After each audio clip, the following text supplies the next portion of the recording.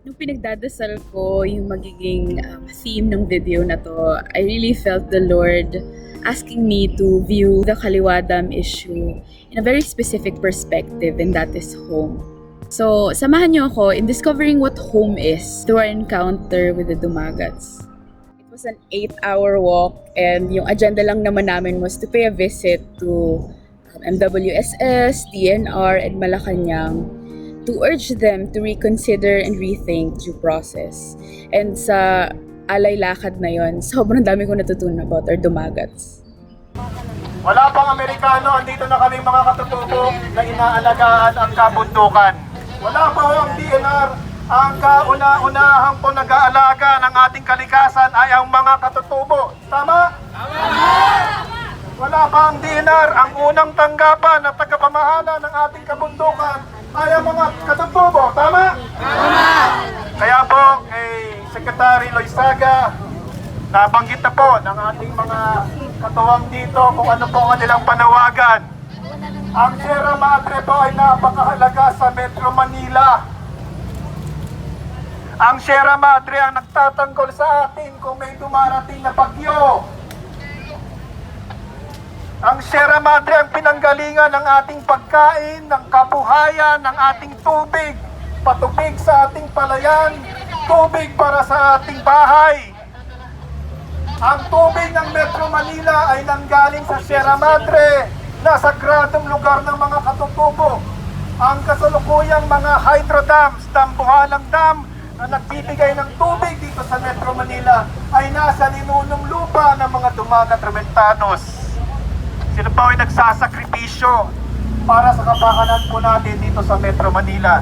Kaya po Secretary Loizaga, sana pakinggan po natin ang panawagan po ng mga katutubo na sakipin po natin ang Sierra Madre. Ang mga Dumagat Remontado, bagamat wala po sa bayan namin ang marami, nasa kabilang bayan, sila po ilubos na hindi madamot. Hindi naman nila pinagdadamot ang tubig para may magamit ang Metro Manila. Kung papakinggan lamang po sila at uunawain, ang hinahanap nila at pinapayagan naman ang mga alternatibo. Kung sakaling may proyekto na hindi lubos makakasira sa kanilang ninunong lupa, ito po naman ay kanilang bibigyan ng permiso. Pero kung ang proseso ay dinadali, hindi kumonsulta ng maayos, iba ang sinasabi sa ginagawa, talaga pong mapipilitan na sila ay magprotesta. Pero makikita po ninyo, sa kasaysayan mula noon, ang Dumagat Remontado lagi po yung mapayapa. Itinadaan po nila sa dialogo. Kung maaari, ipilitin po nilang magsakripisyo para ipakita yung kanilang pagtuligsa o pagprotesta. Pero yung pangyuyurak sa kanila pong pagkatao, pagsasabing sila ay magdudulot ng kaguluhan, sa siyam na araw nakita po ninyong hindi. At yun po'y patunay mula pa noon. Kung inyo po silang lubos nakikilalanin, sila po yung madalas noon pa man na inagawan ng lupa, sila ho yung laging binabaliwala. Pero nananatili po sila sa kanilang paninindigan na ipagtatanggol ang kalikasan at maging yung mga tatamaan. Kami ho, na mga nasa kababaan, kami yung kanilang pinapaglaban. Kaya nga po kami mga miyembro ng Sanggunian nahihiya sa kanila. Sa ating po mga Dumagat Remontado, maraming salamat po sa inyo. Sa patuloy po ninyong pakikibaka, hindi lamang po para sa inyong mga sarili. Mula nga po noon, pinakita po ninyo gaano kayo kabuting tao. Bata pa lamang po ako, may istorya na akong iiwan sa lahat ng nakikinig. Alam mo niyo, para daw malaman kung ikaw ay Dumagat Remontado o Tagalog, makikita mo daw po yan pag tumaan sa Bayabasan. Pag ang Dumagat daw po o Tagalog daw ang tumaan, lahat ng bunga ng bayabas kukunin na. Pero pag ang mga Dumagat Remontado po, isa lamang ang kukunin nila sapat para kainin nila. Nang minsan tanungin sila bakit, dahil may iba pang mga dadaan.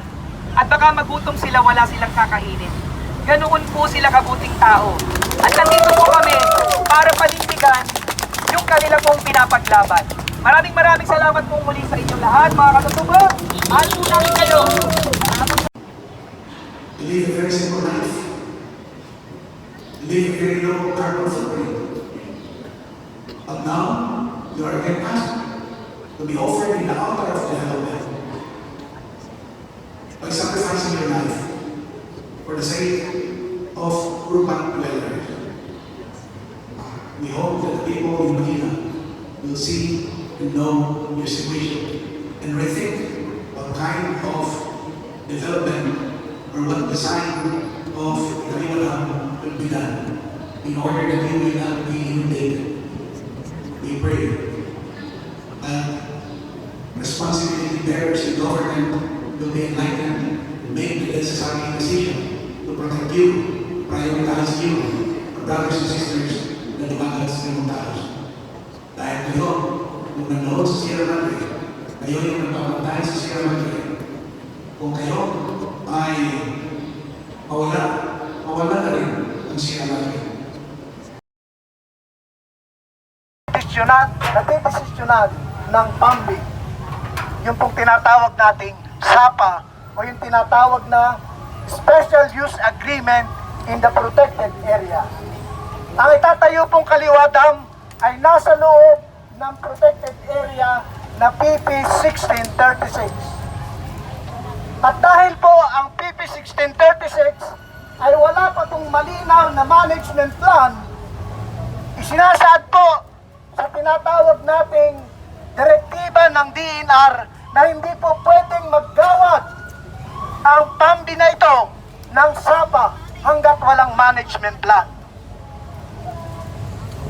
Nabalita po namin nung nakaraang araw ay pinatawag po ng Region 4A bilang siya po ang pinakang chairperson ng PAMBI 1636 ang ilang mga miyembro ng PAMBI na tinatawag na Technical Working Group.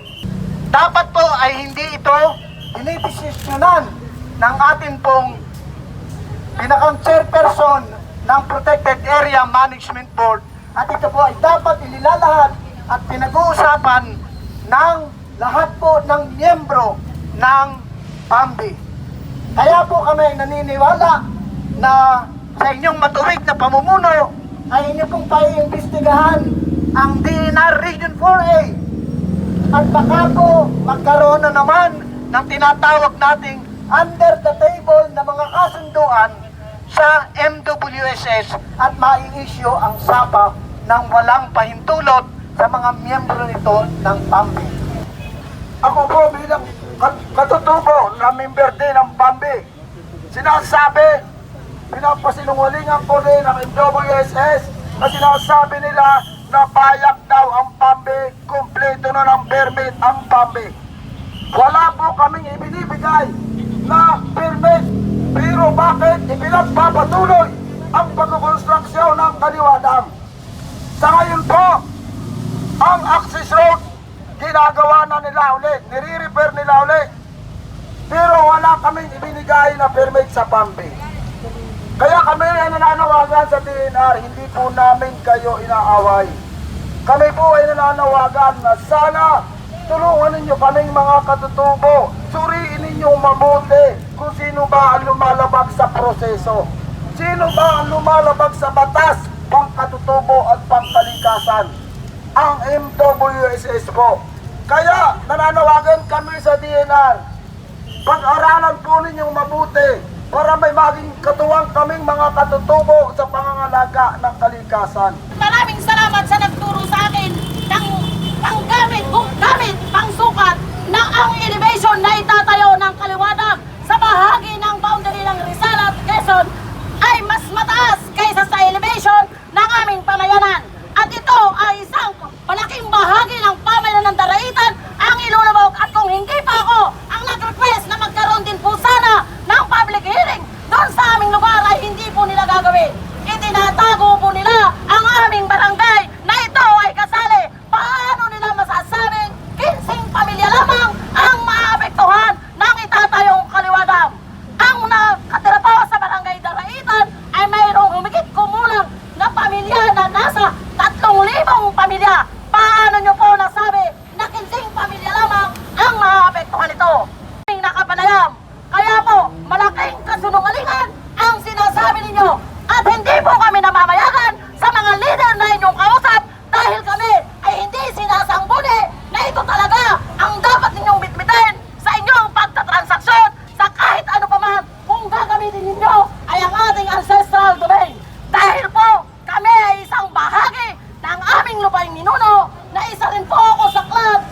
ating tagapagdesisyon. Ngunit dahil nakita nila ako, ayaw po sa project, ay ako po ay kanilang tinanggal.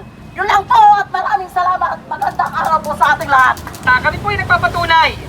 Wala pong binibigay na anumang endorso, kapasyahan, ang lokal na pamahalaan na maapektuhan para po sa proyektong ito. Sa totoo lamang po, 2004 nang maranasan namin yung kalamidad na nagpalubog sa bayan ng Infanta. Yung mga katutubo, mga dumagat remontado ang unang nagbigay ng warning sa itaas na nagsasabing may naiipon ng tubig. Kaya lamang maraming hindi nakinig. Yun po yung isang malagim na pangyayari nangyari sa aming bayan.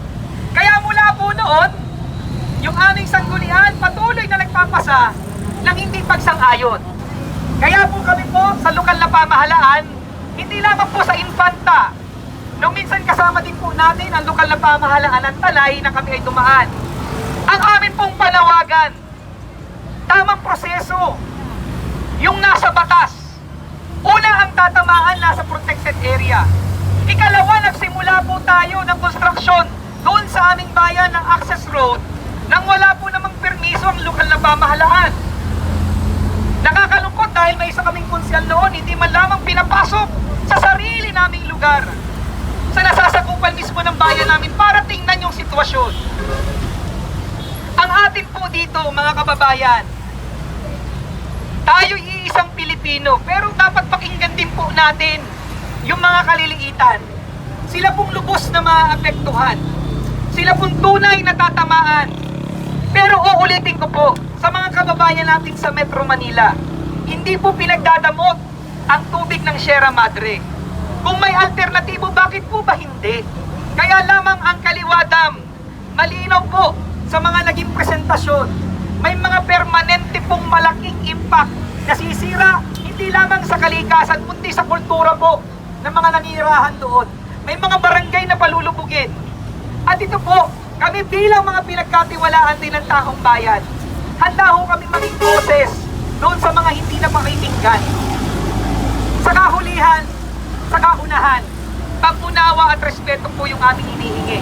Walang kasiguraduhan yung 9 na araw na ibaka ng mapayapa. Pero ang amin po dito, pumukaw ng damdamin ng mga kapwa Pilipino para maunawaan saan nga ba kami nanggagaling. Sobrang nakakapagod nung lakad na yon. At some point, muntik na akong bumigay bago mag-Christ the King. But I was surprised when we were joined by a lot of groups from Urban Poor. I really found it very encouraging. And bukod pa doon, maraming mga tao yung nag-donate ng tubig, ng snacks. Meron din mga private vehicles na nagbubusina and showing their support sa lakad na yon. So sobrang dami ko naramdaman, nag-chop-suey na yung feelings ko during that rally. Hindi ko ma-imagine na ginawa yun ng mga dumagat natin ng 9 na araw. But probably what also kept me going was yung sure lang ako that the Lord wanted me to be there. Una ko nang naramdaman yung tawag ko to observe Sierra Madre. That was December 2021. He just asked me to observe Sierra Madre nang walang anything in mind. What I discovered there was that our mountains are never greedy of their water. They will of course keep it as long as they can because they need it. The mountains know when to let go so that others may be blessed. And then sumunod nun, nagkaroon tayo ng interview with Sister Bing and she was there to experience yung naging tragedy ng mga kababayan natin from Infanta Real Nacar, Quezon. And ang na-report sa news no 1,600 na katao ang namatay dahil sa pagbabaha at pagla-landslide. Bukod doon, nakasama din natin sila nung feast day ni St. Francis sa UST and yun din kasi ang launching ng pangalawang paglalakbay ng cruise ng Sierra Madre. And sobrang na-amplify pa yung respeto ko para sa mga indigenous groups natin kasi I found out in my research na although they make up less than 5% of our global population, they steward 25% of our lands and 80% of our biodiversity. Sobrang sagrado ng responsibilidad na yon. And so, I think I have a very beautiful perspective of what home is by now. Home is not just a place, it's also defined by the people who live and lived there. It also includes the lives and the stories of their ancestors. Kaya para sa kanila, sagrado ang kanilang tahanan. They feel at home, they feel settled there. And the home is where you are fed, not just with food, but the truths about your true identity of who you are. And home is feel mo you belong. You can express some kind of purpose within your community. So ang conclusion ko lang, yung mga dumagat, they know where home is. And sa tingin ko, they will persevere to guard it no matter what. And believe ako sa kanila, hindi ka magpupursige kung wala kang pinaniniwalaan. Ang sad part lang doon is that ang ways natin talaga, the ways of the world reflect a way of life that is restless, a culture that doesn't feel settled and content. In some way, we're confused where home is. Because of the culture that we're trapped in, we will be causing other peoples to leave their own home. Tayo ay magdasal kay Lakay Makidipet o Lakay Makidipet.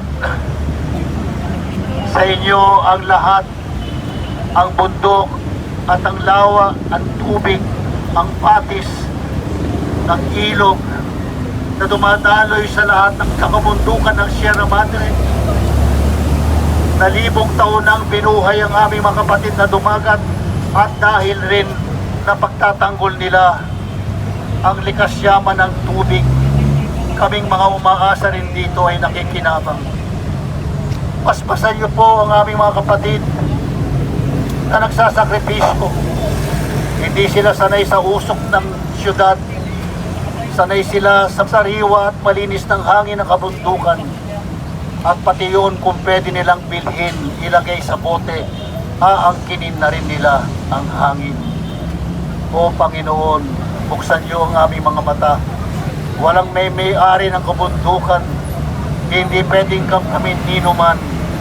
Hindi ang China, hindi ang Malacanang. Ito'y pag-aari ng mga dumagat na nagbabantay. Binabantayan hindi para sa sarili, kundi para sa lahat. Dakilang tribo, dakilang lahi, dakilang nasyon ng mga dumagat at katutubo. Pinagkalooban mo ng banal at dakilang misyon. Nagpaalala sa amin na ang kalikasan ay ang inyong bukha. Pag nawala at nabura ang kabundukan, nasalaula ang mga ilog at katubigan. Sino ang aming pinapatay? Hindi kayo, kundi ang aming sarili. Sapagkat kung hindi namin namamalas ang iyong mukha o pakitipan, kami po ay mamamatay. Pinuhay niyo ang mga dumagat. At dahil sa kanila, kung ito'y ang kaliwata may mapipigilan, hindi lang sila ang mabubuhay, kundi kaming lahat. Kaya pagpalain kayo ng mga pangyarihang Diyos, Ama at Anak at Espiritu Santo. Amen. Pinaslang nilang mga puno, nilikha ni Makijapa.